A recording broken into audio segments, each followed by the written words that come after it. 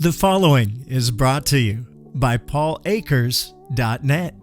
Hey everyone, Paul Akers. Thanks for watching my YouTube channel. Like and subscribe if you like what I'm trying to do. And what I'm trying to do is change the world. You know how you change the world? By me making small improvements to my life every day. Kaizen, you making small improvements to your life every day. We will make the world a better place. Trying to get to 100,000 subscribers. Help me pass on my channel to other people if you like what I'm doing and join this amazing journey of improving your life and the lives of other people around you. Enjoy the video. 7 days in Kyoto. Kyoto, the former capital of Japan, one of the most beautiful cities in all of Japan. I decided to spend 7 days there because I want to add 1 day to the 2-Second Lean Japan experience. And I wanted to find the most incredible places to take you for that 1 day. So I rented a bike and I rode for hundreds of miles and I rode everywhere, crisscrossing every street and alley, finding some of the most beautiful, spectacular, far out of the way places you could ever imagine. So that 1 day when we go to Japan in February, it's going to be over the top and you're going to see some amazing things about the culture and history of Japan. So enjoy the pictures.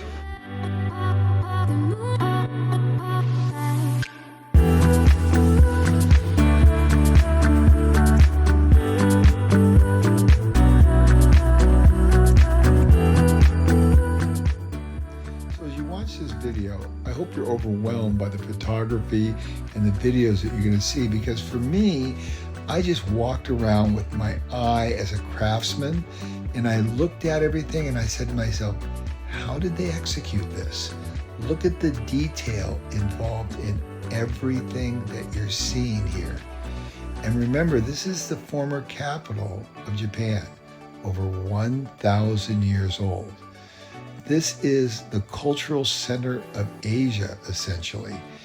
And whether I'm looking at gardens or I'm looking at metalwork or I'm looking at a Zen garden, everything is done at a level that I'm not used to seeing anywhere else in the world that I've been.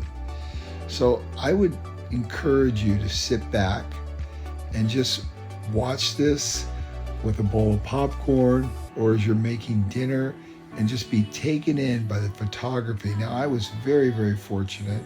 I visited Kyoto in the fall, in November particularly, and the leaves were turning and it was so beautiful. And I rode up small alleys and small streets and I found things that I would have never expected. These are things that are really off the tourist grid. And I wandered into these places and I said, oh my gosh, what have I found here?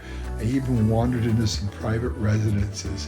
But every time I turned around, I saw something, some small detail or something that was going on that was like, wow, what did I just experience? Kyoto is a very special place. I've been coming to Japan for over 22 years. And I've been here a few times, but unfortunately I was always a little rushed. I didn't have time to really dig in and look everywhere and go around the corner and up the alley and into the forest and find out what's around the bend. But I did this time. And I'm sharing that all with you because when I bring the team back to Japan and specifically to Kyoto, I want to make sure I show you things that most people would never see. And I think now that I've spent so much time here looking around every corner, hopefully I'll be able to deliver an experience that you all will never forget.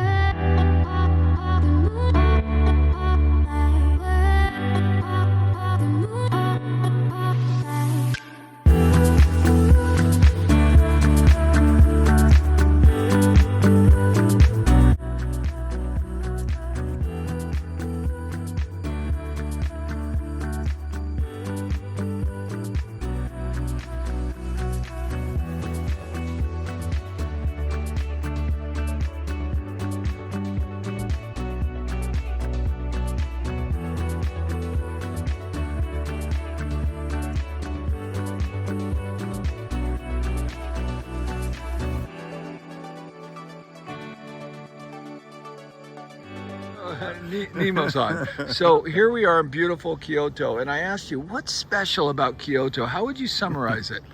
I would say that Kyoto is kind of a cultural treasure box of all of the history of Asia and the Silk Road coming in together. So everything, the 4,000-year-old history coming from India through China with Buddhism, the trade that happened, all of the collaborations that happened along the way and ended up here and then were subsequently destroyed in China during the Cultural Revolution are still left here, and you can find them if you know how to go down the right little road or open the right little door at the right time. You can find those things still alive and well and protected. You even said it's really the end of the Silk Road too. And at one point was the kind of end of the Silk Road coming across, and that trade and presents for the emperors are still under lock and key at the treasure hall in Nara, which is under the lock of, you have to have the emperor's stamp to open it. But the treasures that are there are quite obviously Persian in nature and having come across in like the 700s or 800s, for example. Now, Nemo-san is an expert in Kyoto. He's lived here for many, many years, and he understands Japan at a very high level, and he speaks fluent Japanese. So being around him is a very special experience. And he took me to a Buddhist Zen temple, and I was almost speechless, the things that I saw. So this is an individual's home or dojo, and it was just so beautiful and so peaceful. I just stood there with my mouth open, and then I just sat there and just took the whole thing in. And as we walked around this Buddhist Zen temple area and we went to the different dojos, we came across some things that I've just never seen before. And one particular thing that we saw was a bonsai garden that had just recently opened, and this is it.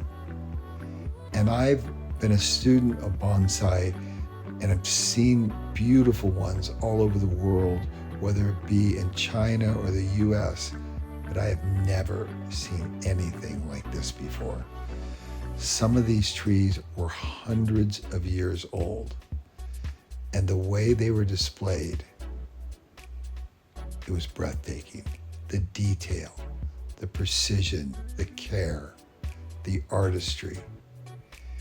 At one point, I just sat down and just meditated as I looked out over this garden. And I thought to myself, how could I be so lucky to stumble across this? And even Nemo-san said it was amazing. And he was taken back, and he lives here. It was just so beautiful, every detail.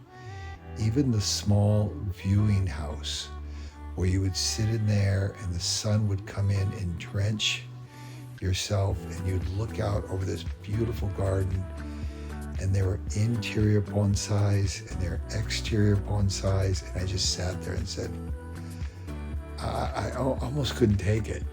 It was just so overwhelming. And again, this is off the beaten path. This is not a place where you're going to find a lot of tourists, but Nemo-san knows about this place, and he took me there, and I felt so fortunate to see this absolutely exquisite example of Kodoai, Japanese, taking things to the highest level in every regard. And of course, it was a beautiful fall season, and we had the colors everywhere. And then we continued to travel to more and more beautiful places. It seemed like every time I turned around, Nemo-san took me to a new place that just overwhelmed me with the sights, the sounds, the beauty, the sunset, the sky. Everything was just like, wow. I couldn't take enough photographs. Hopefully you enjoyed this part of the video as well, because wow, was it crazy good.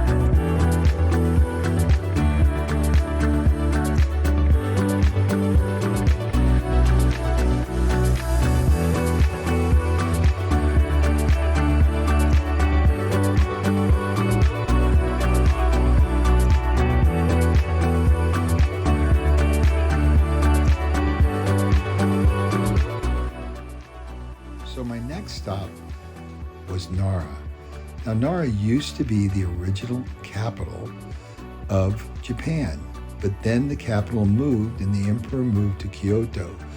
And Nara is very famous for the deer, and the deer are everywhere, and they're so gentle. Sometimes they can be a little pushy when they want those crackers. But man, when I saw the Buddhist temple in Nara, I thought I was seeing things.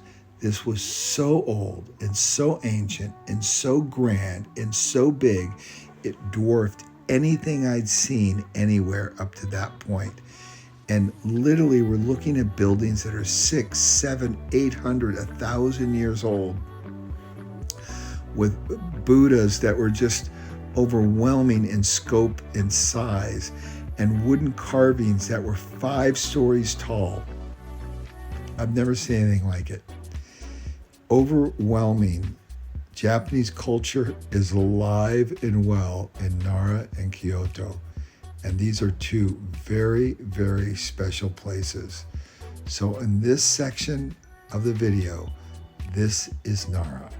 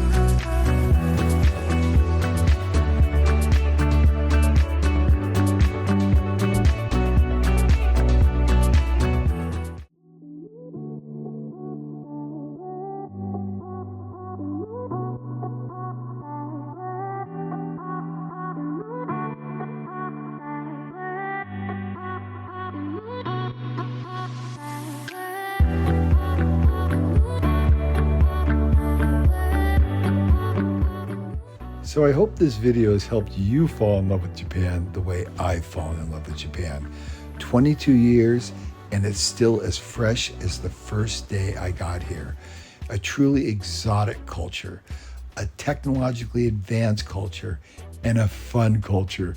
And if you like food, and you like art, and you like history, Japan is the place for you. Hopefully you enjoyed the video. Remember, like and subscribe and pass this on to other people. Let's change the world together. And remember my app, 2 Second Lean Play. It's all free, and it has all my books in the audio version, as well as some other great authors. You're really gonna enjoy it. Brought to you by paulakers.net, where you'll find all Paul's books and lean resources for free, including the new 2 Second Lean Play app, like Audible, but free. To listen to Lean is Lean on the 2 Second Lean Play app at paulakers.net.